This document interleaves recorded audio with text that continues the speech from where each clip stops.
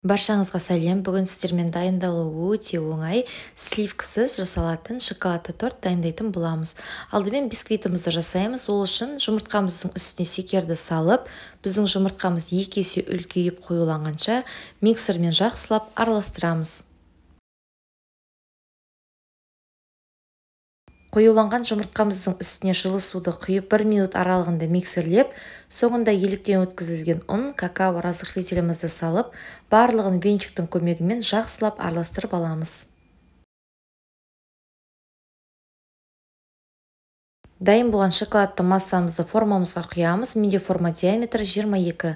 Бисквитімізді алдын ала қызып тұрған 180 градус пешімізде шамамен 30-40 минут аралығында пісіреміз. Енді заварной кремімізді дайындайтын боламыз. Ол үшін ыдысымызға жұмыртқа, секер, крахмал сүтімізді құйып, барлығын алдымен жақсылап венчиктің көмегімен араластырып, кейін газге жай отқа қойып, біздің креміміз қоюланғанша тоқтамай араластырып тұрамыз.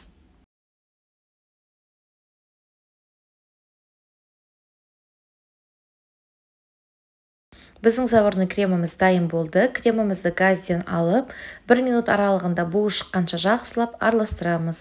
Енді ыдысымызға бөлме температурасындағы сары майымызды салып, миксермен 1 минут аралығында миксерлейміз. Енді үстіне заварной кремімізді салып, екеуі біркелкі масса болғанша жақсылап миксердің көмегімен 3 немесе 4 минут аралығында араластырамыз.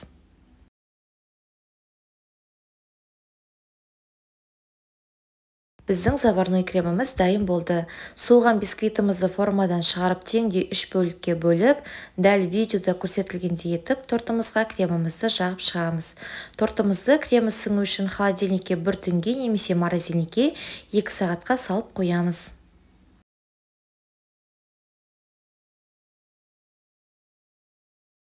Енді шоколадты глазур дайындаймыз. Ол үшін шоколад пен сары майымызды микроволновкаға 1-2 минутқа салып ерітіп, кейін тортымыздың үстіне құятын боламыз.